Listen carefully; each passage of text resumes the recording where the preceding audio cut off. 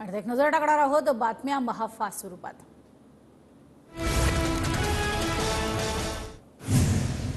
प्रचार गीतातनं जय भवानी शब्द काढा असं निवडणूक आयोगानं सांगितलं। मात्र आम्ही जय भवानी हा शब्द काढणार नाही, आम्ही न्यायालयीन लढाई लढण्यासही तयार।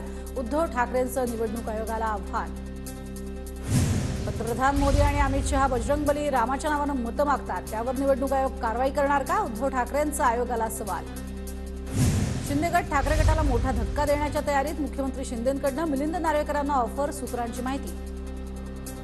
मिलिंद नार्वेकर कुठेही जाणार नाहीत, नार्वेकरांबाबतच्या चर्चांवर उद्धव ठाकरेंची प्रतिक्रिया।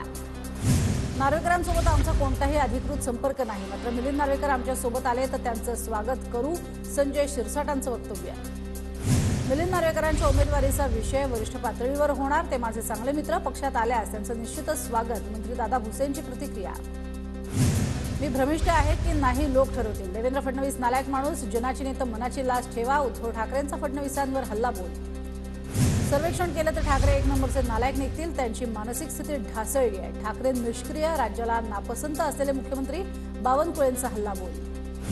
2019ला आदित्यला मुख्यमंत्री बनवून मी दिल्लीत जाईन असं फडणवीस म्हणाले होते। फडणवीसांनी मला माझ्या माणसांसमोर खोटं पाडलं, उद्धव ठाकरेंचा दावा।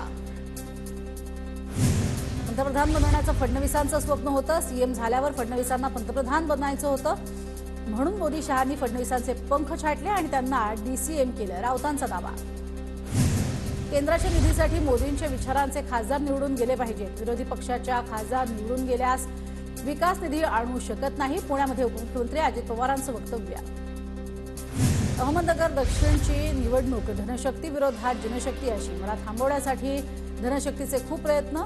मवियाचे उमेदवार निलेश लंके यांची राधाकृष्ण विखे पाटलांवर टीका।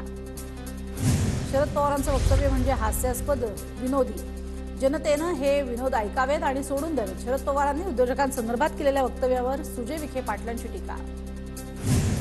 सिंधुदुर्गात शालेय शिक्षण मंत्री दीपक केसरकरांनी प्रचार यंत्रणा हाताळण्यासाठी आणलेल्या व्हॅनिटी व्हॅनचा शुभारंभ, नारायण राणेंच्या हस्ते फोडण्यात आला नारळ।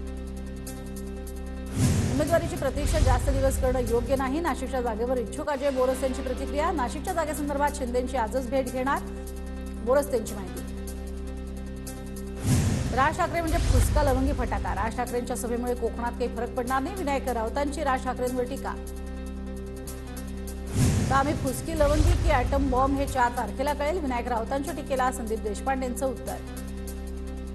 कल्याणच्या अहिल्याबाई चौकामध्ये ठाकरे गटाकडनं बॅनरबाजी, राज ठाकरेंच्या बिनशर्त पाठिंब्यावर व्यंगचित्र काढत बनवण्यात आलं बॅनर, राज ठाकरेंचा इम्पॅक्ट प्लेअर असा उल्लेख। यवतमाळ लोकसभा मतदारसंघात वंचित बहुजन आघाडीचा समन्वयक जनता पार्टीच्या अनिल राठोड यांना पाठिंबा, आगामी निवडणुकीमध्ये विजयी होणार, राठोड यांच्याकडनं विश्वास व्यक्त।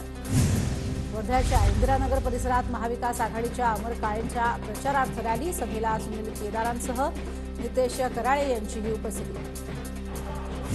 पुण्याच्या मुळशी तालुक्यामध्ये 25 गावातील नागरिकांसोबत सुनेत्रा पवारांचा एकत्र संवाद, महायुतीला खंबीरपणे साथ द्या, पवारांचं आवाहन। कल्याणमध्ये श्रीकांत शिंदेंच्या कार्य अहवालावरती राज ठाकरेंचा फोटो, पण प्रेस नोटमध्ये मनसे पक्षाचा उल्लेख नाही, श्रीकांत शिंदेंना मनसे पाठिंबा देणार का, सवाल उपस्थित। शरद पवार कृषीमंत्री असताना शेतकऱ्यांच्या मालाला हमीभाव आणि खत बियाणं मिळत नव्हती, पवारांनी शेतकऱ्यांवर सर्वाधिक अन्याय केला, बावनकुळेंची टीका। शरद पवारांचं शेतकऱ्यांसाठी काम, त्यामुळे भाजपच्याच काळात पवारांना पद्मभूषण पुरस्कार मिळाला, बावनकुळेंच्या टीकेला सुप्रिया सुळेंचं प्रत्युत्तर।